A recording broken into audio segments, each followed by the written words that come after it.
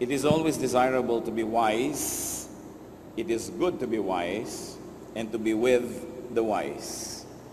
Napakalaking bagay na tayo po'y nakakapag-imbak, nakakaipon ng karunungan at kung paano natin ito gagamitin sa buhay. At mahalaga rin na tayo'y naliligid at may nakakasama tayong mga marurunong. How does the Bible describe a wise person? It's important to know yourself and others by the standards of the Bible. Ang ating pong pag-aaral ngayon, pinamagatan nating 10 marks of a wise person. 10 pagkakakilanlan sa isang taong maalam, marunong, at marunong gumamit ng alam sa ikatutuwid ng buhay. Our God, we thank you for this beautiful day. We thank you, Lord, that you are our God, our Savior, our Sustainer. We thank you that you give us our needs. Salamat, Panginoon, sa pahiram mong buhay pa. At salamat po sa karunungang patuloy mo idinadagdag sa amin. Linisin niyo po kami, Panginoon. Patawarin kami sa aming mga pagkakasala. Punuan niyo nawa ang aming mga kakulangan. At ngayon ay bigyan niyo po kami ng karagdagang karunungan. Buksan niyo po ang aming isip, ang aming tainga, ang aming mga mata, at nang matanggap namin ang mga dapat tanggapin. Give us discernment, Father, so that we may be able to know your truth and that we may reject that which doesn't come from you. Teach us, lead us, be the speaker, O God. We ask you to bless your people, to walk in our midst, to sit on your throne of power, and dispense wisdom and blessing to us. In the name of Jesus our Lord, our teacher, we pray. Amen. 10 marks of a wise person.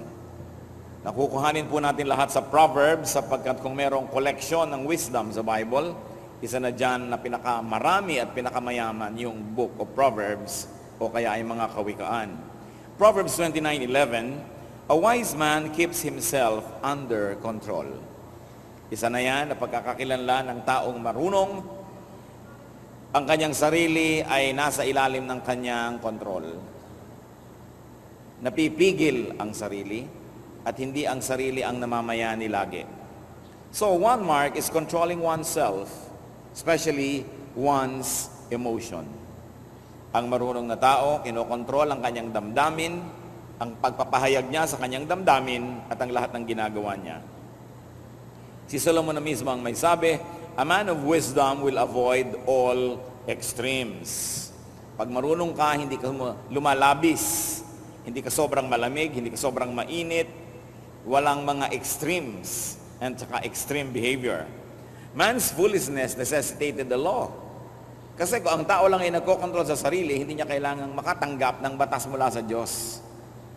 Ang mga batas ay isa-isang ibinigay at naging very elaborate, no, ang mga tao ay hindi na makontrol ang sarili nila at kinailangan pa ng panglabas na kapangyarihan para ang batas ay pairalin. Kaya ang Lady Justice, yung sagisag ng Lady Justice ay isang babaeng may hawak na timbangan, may piring ang mata, at sa kabilang kamay ay may hawak na isang tabak. Lady Justice holds a scale there, at pag mayroon siyang scales, and then she holds a sword. Because if you are weighed and found wanting, you will have to be cut up. Kailangan kang tagain, sapagkat yung takot mo na lang na mataga ka, at yung takot mong makulong, yan ang kumokontrol sa tao, pag siya'y wala ng kontrol sa sarili. Maging sa mga bahay na maraming policies, sa mga kumpanya na maraming policies, because people don't control themselves. Bakit mayroong boundary clock na kinamumuhian ng empleyado? Kasi hindi naman nila kokontrolin ang sarili nila na pumasok sa oras kung wala nun. Bakit mayroong deduction ka pag absent? Kasi pag walang ganung punishment, dadami ang absence. Pagka maraming patakaran at batas, ibig sabihin lang, ang tao'y hindi nagkukusa na kontrolin ang sarili. Sa pagkokontrol po sa sarili, hindi natin ibig sabihin yung sobrang control, not the repressive control that can lead to schizophrenia. Sapagkat yung sobrang control naman, na bigong-bigo ang sarili mong ipahayag, ang katotohanan at yung mga nais mong gawin, ang nangyayari, ang mga tao ay nagkakaroon ng mga kabaliwan, nagkakaroon ng double personality. Ang hindi nila maipahayag sa tunay at normal nilang buhay, kailangan silang magkasakit, kailangan silang magkaroon ng abnormal situation para mapagbigyan na ipahayag yung hindi maipahayag. Kaya po sa mga pamilyang sobrang higpit ang mga magulang o ang mga matatanda, sa mga bayan o baryo o lipunan na masyadong maraming bawal, masyadong conservative, masyadong maraming control, diyan maraming nababaliw, diyan maraming sinasabi nilang napoposes, diyan maraming sinasabi nilang nakukulam, at kung ano-ano pa. Hindi po kulam yun at hindi possession. Pag sobrang ang tao ay sinisikil, yung hindi niya maipahayag, ipapahayag ng kanyang katawan sa ibang paraan. Kaya kung minsan nagsasalita na iba ang boses, tumitirik-tirik ang mata, bumubula-bula ang bibig, akala natin agad demonic possession. Most of the time, those are just people who have repressed feelings. Mga hindi ba ipahayag na damdamin.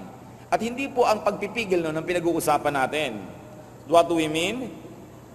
Control that is enough to keep social order and to keep one's dignity.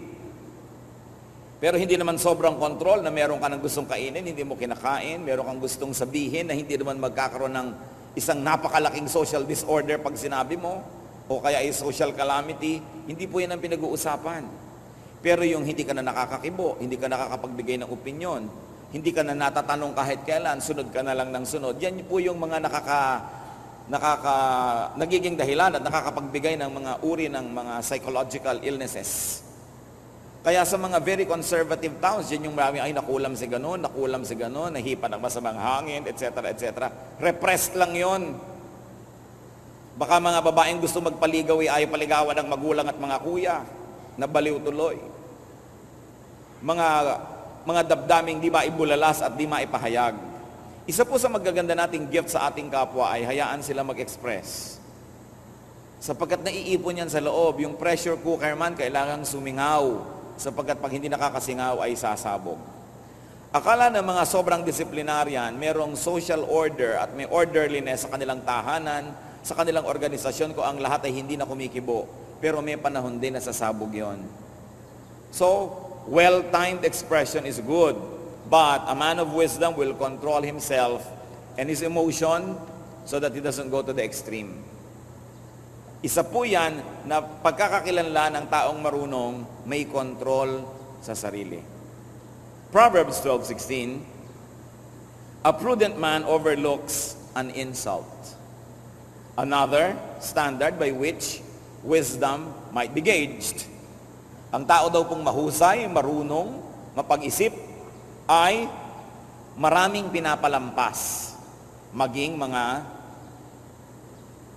ituturing na pag-insulto o paglapastangan sa kanya.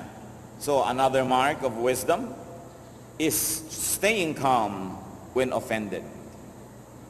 Pagka po tayo ay na-offend, kung minsan ang feeling natin tayo nabastos, nalapastangan, paano tayo sumasagot? How do we react? What are the usual foolish reactions? One is to prove who you are.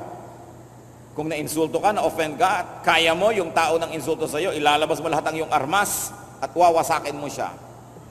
Lalo't kung mas mataas ang iyong posisyon sa lipunan o kaya sa kayamanan o sa kapangyarihan.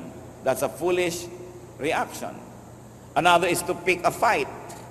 Na-insulto ng konti, mga hamon na ng babag, saksakan, patayan, barilan, ubusan ng lahi. A foolish reaction is to take a bloody and a messy revenge. Remember though that staying calm doesn't mean not correcting the wrong. It doesn't mean allowing yourself to be the offender's punching bag. Yun pong pagiging mahinahon ay hindi ibig sabihin tatanggapin nyo ang lahat ng ibinabato sa inyo nang wala man lang kayong katutul-tutol, at hindi ibig sabihin na tatanggapin nyo lahat ang mga panglalapastangan. Subalit kung itutuwid nyo man yun at gagawa man kayo ng paraan na iyan na itama, ay ginagawa sa isang mahinahon na paraan. Because wise people stay calm, they keep calm, and especially they keep themselves under control while addressing an offense. Hindi ibig sabihin na godly ka, tinanggap mo na rin, di ka na rin kumibo. Kasi dapat ang liko ay tinutuwid, ang madilim nililiwanagan, ang marumi nililinis. And one approach of wise people to offense is they say, it's not really me who's the problem, but you. Halimbawa, nabastos ka, alam mo naman wala kang ginawang mali, pwede mong sabihin, hindi naman ako bastusin, talagang bastos lang siya. So siya ang may problema at hindi ko siya papatulan. Ang isa pong sukatan ng kadakilaan ng pagkatao ay yung pagpili ng pinapatulan. Kung lahat ay pinapatulan natin, ibig sabihin ay kasimbaba din tayo nung nais nating patulan.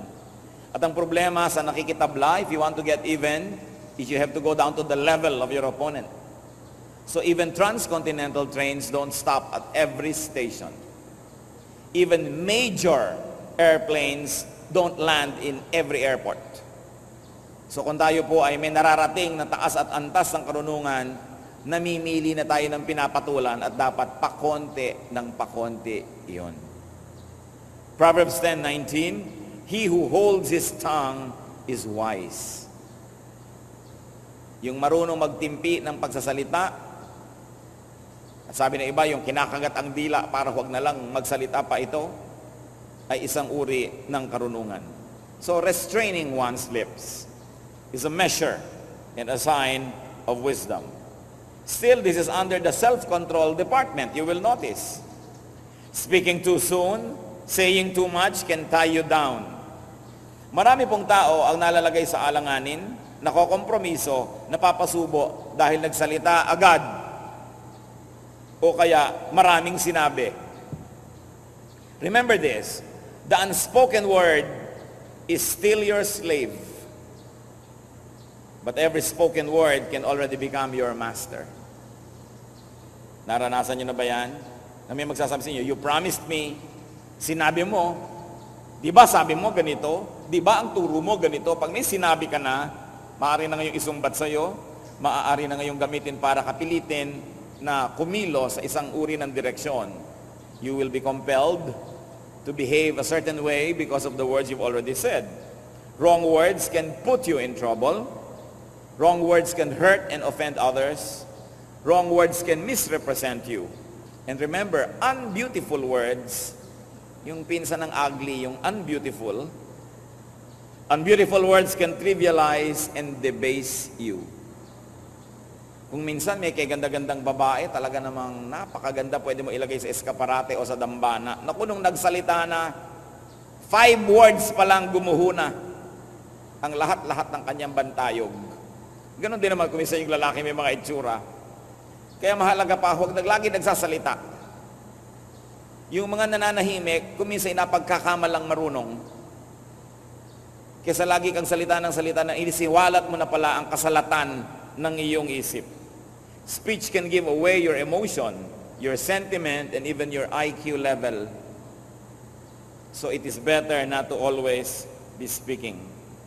Because even a fool is thought to be wise if he employs well-timed silence. It's very important that we think before we speak. Sabi nga nila, speech is silver, silence is gold. If you have no golden nuggets to say anyway. Ang pagpipigil ng bibig ay isang senyales na ang tao ay marunong. Ang mga mangmang, napakabilis magbuka ng bibig. Hindi mo pa tinatanong, sumasagot na. Pinipigil mo na, ayaw pang tumigil magsalita. Laging isinisiwalat at ibinibilad ang laman ng kanilang isip na karamihay wala namang kwenta. Kaya mahalaga po, nag-iisip talaga. Maging sa mga mag-asawa lalo na, yung mga binibitawang mga salitang masasakit, mga sumbatan, matagal na lumipas ang panahon, hindi pa yan nalilimot ng marami. At sabi nga, kung tayo po ay mag-aaral at babalikan natin yung ating kahapon, karamihan ng mga sugat na malalalim at hanggang ngayon meron pang kirot, mga sugat na hiniwa ng matatalim na dila. Most of the heartaches that we carry all our lives were caused by unkind speech. So let us not cause that kind of wounds in other people's hearts. Proverbs 12:18, the tongue of the wise brings healing. Another measure, wisdom is known by promoting goodwill through speech. Ang salita po napaka makapangyarihan. Kahanga-hanga, kamangha-mangha. Kung meron po kayo isang nakikitang tao na kasimangot at malayo, hindi nyo kayang makarinig ng tunog ng sasabihin ng kanyang bibig o ng kanyang kausap, na nakasimangot siya at biglang napangiti, may kausap, hindi nyo alam kung anong sinabi, but you know the magic and the power of the words spoken by the other person. Meron naman taong nakangiti, tinitingnan nyo yung muka. Halimbawa, tinitingnan nyo sa binoculars. Tapos biglang nanimangot at nawala sa mood. Alam nyo, may sinabi yung kausap niya na biglang nagpalit ng kanyang buong espiritu. The power of the spoken word. Words can make or break. Words can make you happy or sad. Words can uplift or downgrade people. Words can actually promote peace or prolong and actually escalate a war. So mahalaga yan na tayo po ay good custodians of the gift of speech. And whenever there's a wounded person, make sure that when you speak, your words become balm. They become like honey. They become like herbs, medicine that soothe the wound. Hindi yung may sugat na ang tao pag nagsalita pa tayo para ng asin na ikinaskas natin sa kanyang sugat ang ating salita na dinagdagan pa ng sili at mga durug-durug na blade. And that can happen when people talk. Masama na nga ang loob ng isa nung kinausap ko talagang nagpakamatay na. Nagkakagalit na nga yung dalawang tao nung nakialam ka't sumali, nagbarila na talaga sila. Hindi ito ang tamang paggamit ng pananalita.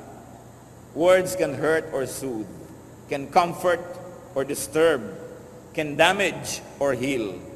And wise people employ words to heal persons, to heal relationships, to heal situations. Napakasamang sumpa ang isang taong matabil na walang nagiging bunga ang katabilan kundi mag-away-away ang mga nasa paligid niya. Isang napakalaking sumpa ang isang tao na pag sumali sa inyong buhay, napapagulo ang buhay nyo, napapaaway kayo, lumalala ang mga hidwaan dahil siya'y mapanggulo. So titiyakin po natin, una, hindi tayo yon, at pangalawa, iniiwasan natin ang ganong mga tao. Pansinin ninyo mga kapatid, may mga tao na pagka dumating sa inyong mundo, kumbagay kayo parang isang tahimik, no? Na tubig, ay pagka siya ay sumali, para kayong kinaukaw, at nahalukay na ang lahat ng putik sa ilalim at gumulo at naging burak ang inyong magandang pond. Sometimes you seem like a pond without blemish on its face. And then a troublesome person and a troublemaker suddenly throws a stone into the middle of your pond which sends concentric circles to your farthest shores. And sometimes it's not even those concentric circles, kundi nagkagulo-gulo ang buhay nyo. Iwasan nyo ang ganong mga tao. Yung tao na pagka kinausap kayo, mamaya pag alis niya, galit na kayo sa kagalit niya. Inis na kayo sa taong, hindi naman kayo kanina inis. Dapat naisip yung, teka, nai-influensya niya ako. So we should promote goodwill through speech. Gawin po natin yung misyon. Araw-araw sasabihin natin, Lord, binigyan niyo po ako ng dila, binigyan niyo ako ng speaking mechanism, lahat ng mga alam ko at hindi alam tungkol sa aking pagsasalita, pati yung lungs, pati yung hangin, kasali dyan, sa paggawa ng mga salita. Isinusuko ko po ang aking bibig at ang buong capacity to speak before your holy presence. Use it as an instrument of peace and not of war. Use it to heal people. Ito po ay isa sa mga pinakamakapangyarihan na sandata na hawak ng tao, ang kanyang dila. At mahalaga araw-araw isinusuko natin sa Diyos at yung kalooban niya ang nasusunod. Sino po ba ang makapangyarihang tao? Abay, halos lahat ng tao, lalo yung nakakapagsalita, ay makapangyarihan. At kahit hindi yung nakakapagsalita physically, yung nakakapagsulat, yung nakakapagsenyas, nakakapag-communicate pa rin, kapangyarihan pa rin yun. Pero yung instant power, alam na alam niya ng merong power of speech. So, that power must never be surrendered to the devil, but instead to the power of the Lord. Let's review our speech, the way we talk, and the causes and the roots, the results of our speaking. Proverbs 14, verse 16. A wise man fears the Lord and shuns evil. So another mark of wisdom is fearing God and therefore avoiding evil. Dinagdag ko lang yung therefore. Fearing God and avoiding evil. Meaning, fearing God, therefore, you fear God pala, then you must avoid evil. So fear the Lord, and therefore, you don't have to fear Satan. Because if God is with us, who can be against us? Ang atin pong karunungan ay maaaring sukatin, tingnan lang kung ano ang ating kinatatakutan o kung sino. So when we fear God, and we fear God enough, that means we uproot evil in our lives, then we don't have to fear Satan at all. So fear God to the point of uprooting and avoiding evil. May mga nagsasabi, natatakot ako sa Diyos, meron akong banal na takot sa Diyos, pero hindi naman afraid enough to uproot evil in their lives. Dapat sapat yung takot natin sa Diyos sa kumilos tayo upang bunutin, wasakin at wakasan ang mga maruruming bagay sa ating buhay. Proverbs 13:1. A wise son heeds his father's instruction. Of course, masyadong makalalaki ang kultura ng Israel. Kasama din dapat dito yung a wise son heed his mother's instruction, or a wise daughter heeds his father's or mother's instruction. Lagi lang kasi sa Bible, example, mga lalaki, dahil sobrang nakakiling sa kultura ng lalaki ang kultura ng Israel. Pero yan ay symbolic of all humanity, and that should be the reading. So another and very important sign of wisdom is accepting parental guidance. Knowing that your parents, very generally speaking, are good to you. That parents are more experienced and well-intentioned. So parents man o superior man or senior, dapat tayong nakikinig. Pag tayo po'y sumusunod sa nakakataas sa atin at mali pala ang nangyari, hindi tayo masisisi dahil sumunod naman tayo. Liban na lang kung life and death yung kamalian na wala na magkakasisihan dahil namatay na kayo sa kamalian na yon. So hindi na pinag-uusapan. Yung mga kamalian lang tulad ng ikaw ay amo, may driver ka. Sinabi mo kay driver, pupunta tayo sa ganon, at bigla mong nasabing, o lumiko ka dyan, kumanan, at hindi iniliko ni driver. Ba't ka mo hindi iniliko? Kasi po may ibang mas maganda kung alam na daan. Pag nagkamali ka ngayon, ang mapupuntahan mo at isang pagkakamali, lagot ka. Kasi hindi mo siya sinunod. Pero kung sinabi niyang lumiko ka dyan, at lumiko ka nga, at mali pala, sasabihin lang niya, ay mali pala, o balik, hindi ka mapapagalitan.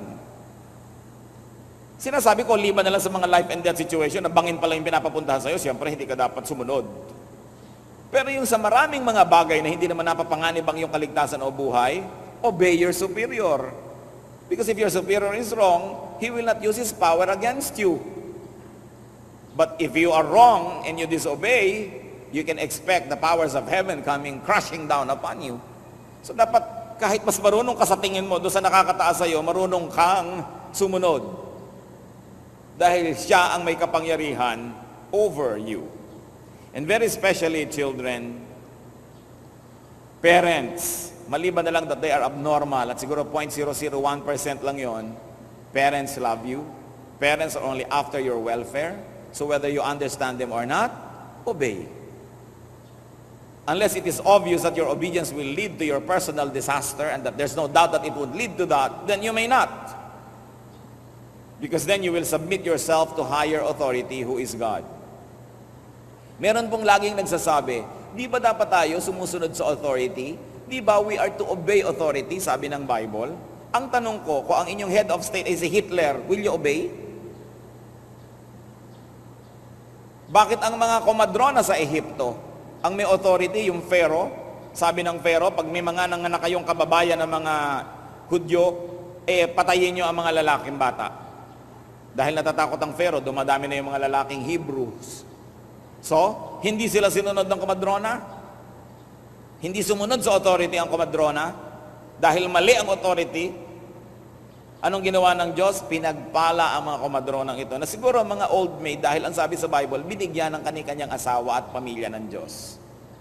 Si Rahab, meron siyang sariling bayan, meron siyang sariling hari. At nung pinasok ng mga anak ng Diyos ang kanilang bayan, ang mga espiya, itinago ni Rahab. Mga kalaban ng kanyang bayan, kalaban ng kanyang hari. Pero anong nangyari kay Rahab? Pinagpala siya sa ng Diyos.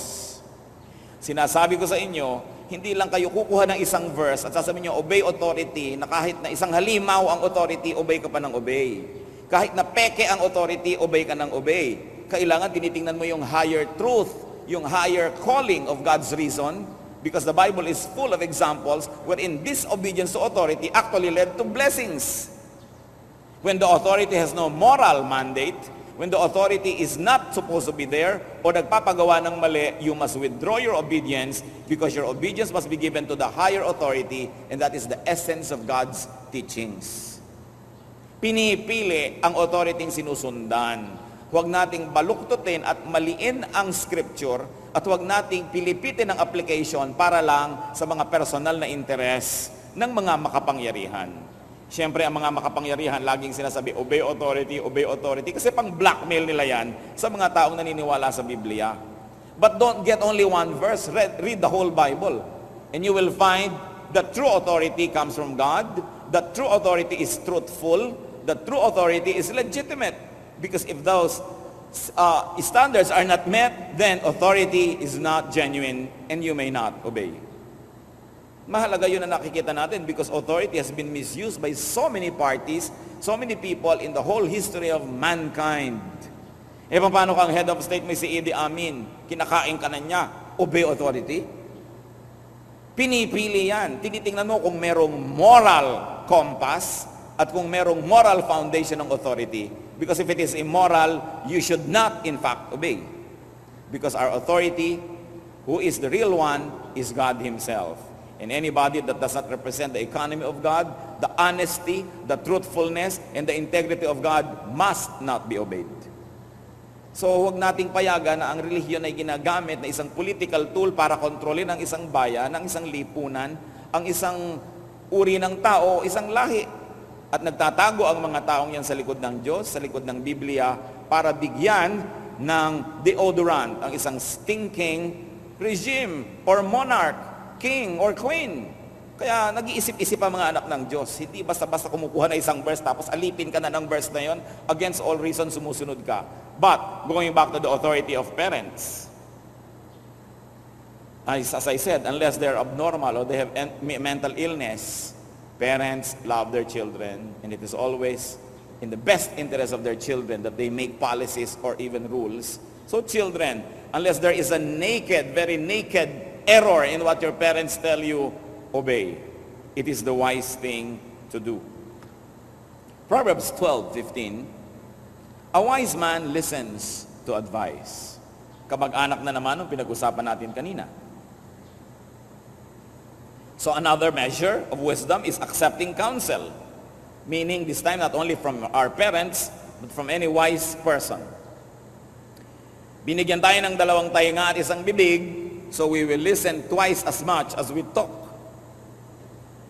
Ang problema sa mga tao, sometimes we talk twice as much as we listen, or we never listen at all.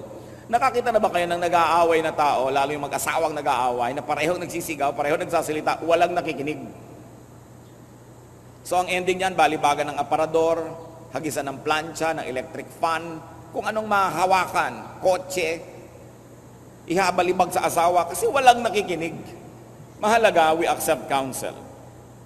But remember this, listening to counsel doesn't mean obeying all the time. Hindi ko man nakinig ka sa payo, obligado ka nang sumunod sa payo na yon. Ang mahalaga lang, give it a chance to be heard. Proverbs 1:5, the wise listen and add to their learning. Anong mawawala, kapatid, kung ikaw'y mananahimik at makikinig? Una, kung may punto ang kausap mo, di nakuha mo. At kung talagang mali siya, lalo mong napatunayang mali siya dahil narinig ng tenga mo ang mga kamalian niya. So mahalaga yan na ang tao nakikinig. And accepting counsel is a twin brother of self-control and tongue control. Because you have to control yourself, especially your tongue, to be able to listen and accept counsel. Accepting counsel doesn't mean obeying it. You just accepted it so you can process it. Sa pag-uusap po, kung may isang nagsalita at may isang nakinig, pag uwi nila pareho, sa palagay nyo, sinong panalo? Siyempre yung nakinig. Kasi, Yung nagsalita, nabisto ang kanyang IQ level, nabisto nyo ang kanyang stand, yung kanyang sentiment, wala na siya ngayong maipagmalaki. At yung nagsalita, walang natutunan. Pero yung nanahimik at nakinig, dumami ang alam, dumami ang choices, at kung meron kayong digmaan, hindi mo pa rin naarok, hindi mo pa rin nasukat, hindi mo pa rin alam kung anong laman ng isip niya, huhula-hula ka ngayon, hindi mo siya ngayon kayang basta-basta na lamang paikutin dahil hindi mo alam kung anong iniisip niya. Kaya mga tao po na hindi marurunong, agad-agad na ipinaalam kung anong iniisip nila, alam na ng kalaban kung nasan ka. Kaya mabuti, hindi salita ng salita. Proverbs 10:14 gives us insight into another standard of wisdom, and that is, wise men store up knowledge. Collecting knowledge is an important aspect of wisdom. Wise people collect knowledge. Naalala ko po tuloy ang mga kababaihan sa Malolos. Noong 1888, maraming mga kababaihan sa Malolos, mga Bulakenya, ang minabuti nilang mag-aral ng wikang Kastila. Bakit? Sapagkat sila yung mga mag-aasawa o yung iba yung nag-asawa na, at sila yung magkakaroon ng mga anak. At sabi nila, ayaw nilang maging mangmang ang kanilang mga anak. Kaya sila ay nagpetisyon. Hindi sila pinayagan ng kura paroko ng Malolos na mag-aral, magbukas ng akademya at mag-aral ng wikang Kastila. Bakit nila gusto mag-aral ng wikang Kastila? Sapagkat halos ang lahat ng libro na pumapasok sa Pilipinas ay nasa wikang Kastila. May mga libro sa wikang Tagalog, sa wikang Cebuano, Bicolano, pero puro libro ng dasal. Puro libro ng mga buhay ng mga poon, ng mga santo at santa, na walang itinuro sa mga tao, kundi sugatan ng sarili, magpakasakit, magtiis, at hintayin ang kabilang buhay para sa iyong mga gantimpala. Siyempre, gustong-gusto yun ang relihiyon, para ang tao ay tiis na lang ng tiis, dusa ng dusa, donate ng donate, at iniintay premyo sa kabilang buhay. It is a way to control people. So yung mga kababaihan sa Malolos, gusto nilang lumawak ang kanilang alam, labas at lampas sa pader ng kumbento at ng simbahan na walang itinuro sa kanila, kundi magtiis at magmano sa mga praile. So gusto nila mag-aral ng wikang Kastila. Siyempre, ipinagkait, hindi sila pinayagan. Ang Gobernador General, si Valeriano Weyler, ay dumalaw sa Malolos. Sinamantala ito ng mga kababaihan, sumulat sila sa Gobernador General, at sila ay nagkaroon ng audience with him, at sila po'y pinayagan. Nagbukas ang eskwelahan noong February 20, 1889. At itong school na ito ay naging simbolo ng pagkauhaw ng mga Pilipina sa karunungan. Nabalitaan ito ni Jose Rizal na noong panahon na yon ay nasa Europa. At sumulat siya sa mga kababaihan na ito. Sabi niya, ang kamangmangay kaalipinan, sapagkat kung ano ang isip ay gayon din ang tao. Ang taong walang sariling isip ay taong walang pagkatao. Ang bulag na tagasunod sa isip ng iba ay parang hayop na susunod-sunod sa tali. Kaya sabi niya, kinikilala ko kayo at pinagpupugayan ko ang inyong pagkauhaw sa karunungan. Sabi niya, marapat lang na ang kababaihan ng ating bansa ay maging marurunong, sapagkat ang ating susunod na saling lahi ay lumalaki sa kandungan ng mga ina. At ang mga inang mangmang ay walang palalakihin, kundi mga alipin lamang. Ang mga mangmang na mga magulang, walang ituturo kundi kamangmangan din. Sabi, wala kayong gagawin kundi ang next generation, magiging mga alipin lamang. Kaya mabuti ang naghahangad ng karunungan. And nobody is too old to learn new things. Akala natin, pagka nag-drop out ka na sa school, pwede ka nang huwag mag-aral. O kaya pag nag-graduate ka na ng bachelor's degree, pwede ka na hindi pa mag-aral at tapos ka na. No, we keep learning. Lalo ngayon, palit ng palit ang technology, mapag-iiwanan ka sobra ng panahon pagka hindi ka marunong. Kaya kailangan, kung ayaw mong maging alipin, maging marunong ka. At mga magulang, turuan nyo ang mga anak na pahalagahan ng karunungan. Turuan silang mga tuwiran, kahit sa inyo sila nangangatwiran, basta magalang ang pangangatwiran. Kesa huwag kang sasagot, tapos tungtwa ka, ang anak ko hindi sumasagot. Tapos namatay ka na, ano yung anak mo ngayon, kahit na lang rapist, re-rape na siya, opo pa rin. O kaya parang awa nyo na po. Polite pa rin sa rapist. Dahil hindi mo malang tinuro ang tumutol. Yan ang kulang na kulang sa ating maraming kababayan. Sobra tayong sinanay ng relihiyon at ng mga matatanda na maging sunod-sunuran lamang para tayo mga hayop na hinihila lang sa tali at sumusunod naman. Kaya ang tunay na kalayaan ng Espiritu ay kalayaan ding magpahayag sa sarili. Subalit ano ang mga kasangkapan para ipahayag yan? Karunungan. We must value knowledge. Kaya lang, katulad ng pagbabasa. Biruin nyo, magbabasa kayo ng isang libro. Halimbawa, binasa nyo ng ilang oras o ilang araw. Ilang buwan o ilang taon na ginawa yun ng author na sobrang pinaghirapan, sinaliksik, inayos. Makikinabang kayo na i-istro ninyo ang utak ng mga marurunong. Napapakinabangan natin ng napakaraming pagpupuyat at pagpapagal ng mga nananaliksik sa konting pagbabasa. And this is what we have to develop as a society, as a nation, the habit of reading. Kaya pag nakakita ka ng mga tao na nasa eroplano o nasa barko o magkakatabi kahit saan, pag nakita mong nahiling magbasa, usually hindi Pilipino yon. Dahil mga Pilipino, daldalan, kwentuhan ng kwentuhan. Ano yung Q-text mo? Anong brand yan? Mamaya, 3 oras na pinag-uusapan yung Q-text ng katabi. Q-text ka ng kumari ko, ganito ganyan. Hanggang umuwi na lang sila, wala namang nadagdag sa kaalaman nila. Hindi naman masama magkwentuhan, mabuti yan. It's a very nice social activity. Pero lagyan nyo naman ng hangganan. Hindi walang katapusang kwentuhan, wala namang narating ang utak. Parang sumakay sa Ferris wheel, kahit 100 ikot, pagbaba mo, nandun ka pa rin, hilo ka pa. At marami po mga tao ganon, kahit makipag-usap kayo sa kanila ng 10 araw, pag uwi nyo, wala pa rin kayo napala. Sayang ang oras. Ugaling magbasa. Makinig ng mga bagay na pakipakinabang at manood ng mga makabuluhang mga bagay. Dapat pinipili ang mga pinapanood sa TV. Siguro 85% ng mapapanood nyo sa Philippine television, nakaka-brain damage lang kayo, mabuti pag huwag na manood. Pero may mga matitino naman, piliin lamang. Pero yung mga pa-contest na A, pula, B, blue, ano ang A? Ang sasagot pa ba? Blue. Meron pang green. Tapos pagtatawanan ngayon, tuwang-tuwa ang mga tao sa kanilang mga kamangmangan at mga kahibangan. Mga contest na walang kakwenta-kwenta, mga ililipat mo yung bola sa kabilang balde, takbo ka ng takbo, bola dito, bola doon, bola dito. Trabaho yun ng mga koneho. Mga lobong pinapaputok, mga tubig na pinapasabog, hindi yan para sa mga taong nag-iisip. Kaya napakalaki ng pananagutan ng multimedia sa kamangmangan ng bayan na ito. Dahil ating kinukonsinti ang kahibangan ng mga taong hindi marunong mag-isip.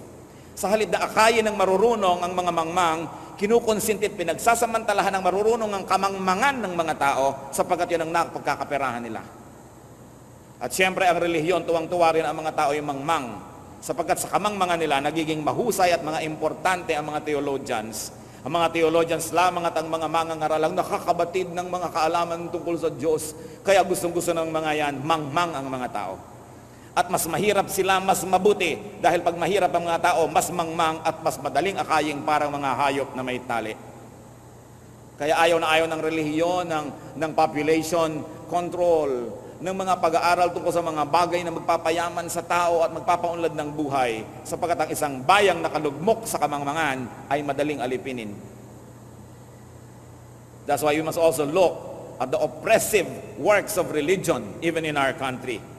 Na ayaw ng mga pag-uusap, ayaw ng mga marurunong na mga pagpapalitan ng kuro-kuro. At kung masusunod ang simbahan, maging sa panahon na ito, maraming ipagbabawal na babasahin o papanonoorin, hindi binibigyan ng karapatan ng taong mag-isip at pumili kung ano ang kanyang iisipin. Gusto nilang lagyan ng piring ang mata ng buong bayan upang maakay nila bilang isang bulag at hindi sila maubusan ng mga alipin. Yan ang ginagawa ng maraming relihiyon. Tungkulin ng isang taong naghahanap sa Diyos ang maghanap ng liwanag at katotohanan sapagkat ang Diyos ay liwanag at katotohanan at ang katotohanan ay nagpapalaya. It is our highest objective that people are set free to become the fullest persons that God meant them to be and not just to lead them on like blind people or like animals. It is important that we have an open mind and it is your duty and privilege to continue to collect knowledge. Umiwas at mag-aksaya ng panahon sa mga walang kabuluhang mga usapan, mga walang kabuluhang mga palabas. mga pinag-uusapan na tao, chismis, buhay ng may buhay, na wala namang ikabubuti, nasusuong pa kayo sa gulo. Proverbs 11:30, he who wins soul is wise. Hindi evangelism to, ha? Hindi soul winning to. Wala pa noon ng Proverbs 11:30 times. But what does it mean to win soul? A soul is the center, the core of a person's being, so it means nothing but winning hearts and minds. Ang marunong na tao, sinisikap niya na kanyang makuha ang loob ng kanyang kapwa. Hindi lang para gamitin ang kapwang ito, sapagkat ito ang pinakamabuti, magkahulugan ng loob. Ang mga nilalang, magkapalagayang loob, at nang sa ganon, magkaisang loob para may magawang mabuti. When you speak, when you act, you either win friends or make enemies. You either endear or alienate yourself to others. And you either win admiration or contempt. You either open or close people's hearts to you. So review your soul winning. Kumusta po pagka kayo ba ay nakikisalamuha, nakikitungo sa mga tao? Ang ending ba nakakaaway nyo sila o nagiging kaibigan? Ang ending ba'y napalapit kayo sa kanya o lalong napalayo? Meron kasi mga tao sa talim ng dila at sa bagsik ng mga pananalita, tuwing na lamang may nakakasalamuha, ang nagiging wakas, ayaw sa kanila. Kaya dapat i-review natin dito, am I winning souls? Sabi kasi, he who wins souls is wise. Why? Because a person who doesn't like you can use all of his energy against you. But a person who likes you can use his energy to help you. And don't you like that? Life is a matter of helping, of receiving help and giving it. Walang taong nagkaroon ng malaking tagumpay na solo lang niya itong nakamtan. Lagi natin kailangan ng tulong ng iba para merong nangyari sa buhay natin. At ito isang katotohanan, ang tinutulungan natin ay yung taong gusto natin. So hindi ba naman napakabuting hangarin na magustuhan ka ng iyong kapwa? Hindi yung nainis sa'yo, pinagmamalaki mo pa that you are brutally frank, na tuwing darating ka na lang, ino-oppress mo ang lahat ng tao dahil sobra kang coercive, sobra kang oppressive, o kaya kinokontrol mo ang lahat, lagi ka na lang amo, kaya tamad-tamad mo, lagi ka na lang boss, walang makakagusto sa'yo, iiwasan ka. But a wise person wins souls. Finally, for today, Proverbs 14, verse 3. The wisdom of the prudent is to give thought to their ways. So, looking ahead to see what is coming is a mark of wisdom. Looking ahead to see the inevitable result of your words or deeds. Therefore, considering, reviewing, and examining your ways and style of doing things. Ang taong marunong, tumitigil, binibitawan ang ginagawa, nagmumuni-muni at nag-iisip-isip kung ang paraan ng kanyang pamumuhay ay mabisa, mabuti at mabunga. Kung nakita na natin ang paraan natin ng pagsasalita o paraan ng pakikitungo, paraan ng pagtatrabaho, paraan ng pamumuhay ay walang mabuting idinudulot, dapat huwag tayong mag-atubili na palitan ang ating mga pamamaraan. A wise person reflects and give thought to his ways. Iniisip niya, tama ba ako? Maganda ba ang pamamaraan ko? Epektibo ba ito? Tama ba ang pag-handle ko sa aking mga anak? Tama ba ang pakikitungo ko sa aking asawa? Tama ba ang pakikitungo ko sa aking mga manugang o sa aking biyenan o sa aking kapitbahay? Kasi malalaman niyo naman kung tama o hindi. Pag hindi tama ang paraan natin, para kayong nagsuot ng sapatos na naglalakad, ramdam na ramdam nyo kung may bato sa loob. At ganun ang buhay na hindi tama ang pamamaraan. Laging may sagabal, laging meron na lamang na sakit at dusa, laging may away, mga hinanakit at problema, laging may tensyon at pakikidigma. So hindi yun ang tamang paraan ng pamumuhay. So kailangan palitan.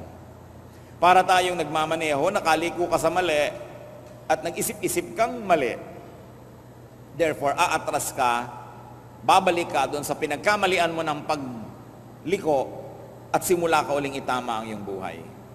Minsan po, Ako'y may gagawing mission sa Northern Luzon, patungo akong Baguio, at may nagmamaneho naman para sa akin, so okay natulog sa daan, gabi ang biyahe. Parang nakahalata ako kahit kalahati ng isip ko itulog.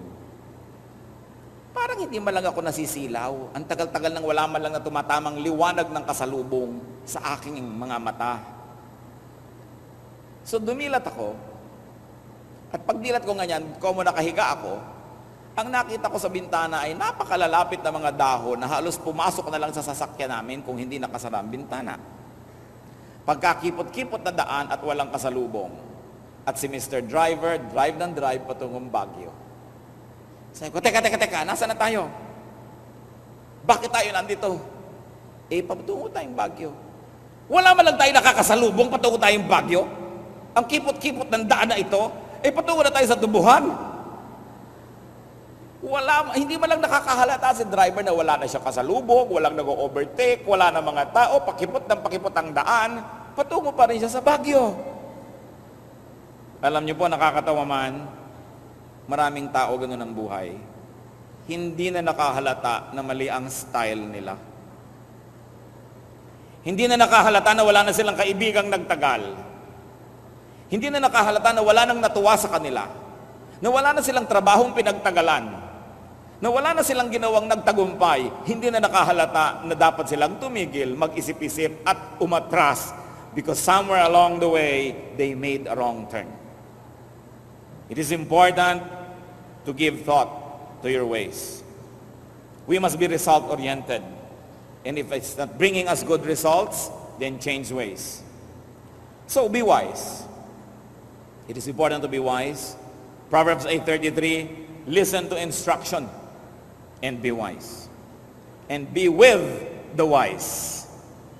Proverbs 13:20, he who walks with the wise grows wise. Proverbs 8:33 po yung listen to instruction and be wise. So dapat tayo nakikinig at makibarkada tayo sa marurunong. Kung papatulan naman nila tayong kabarkadahin, dapat naman kasi meron din tayong iniaalok na karunungan sa kanila para tayo patulan. And bless the wise. Pag nakakita kayo ng wise person, i-bless nyo. Turuan nyo, tulungan, sapagkat yan ay regalo ng mundo, ng Diyos sa sangkatauhan. Wise people are God's gift to humanity. Proverbs 8:34-35, ang nagsasalita ay wisdom. Blessed is the man who listens to me, watching daily at my doors, waiting at my doorway. For whoever finds me finds life and receives favor from the Lord. Salamat, Ama, sapagkat maaari kaming tumanggap ng pabor mula sa inyo. Pabor ng karunungan. Nawa, Panginoon, ay nakinig kami sa inyo at kinausap niyo naman kami. Ipakita niyo nga kung marunong nga po kami o hindi. At sa mga marurunong na, salamat. Salamat po. Nawa, matuto pa kaming dagdagan ang aming karunungan. May we stretch our tent curtains wide. May we increase the capacity by which we can hold wisdom. Turuan mo kami, Lord, to continue to be teachable, to study our ways, and to listen to you. Nawa sa mga kapatid na may mga kamalian sa buhay na nagkakaapekto na sa kanilang buhay at sa buhay ng iba, ipakita mo ng buong linaw kung ano ang yung minamarapat na pagbabago ng aming pamamaraan. At nang sa ganun, Panginoon, ang magandang buhay na inilalaan at ninanais mo para sa amin ay aming makamtan. Magbulay-bulay tayo mga kapatid sa ilang saglit ng katahimikan at hayaan na ang Espiritu ng Diyos ang tumapos sa usapang ito. Makinig tayo sa kanyang mga payo, lalong-lalo sa mga praktikal na bagay na kailangan nating gawin sa ating buhay.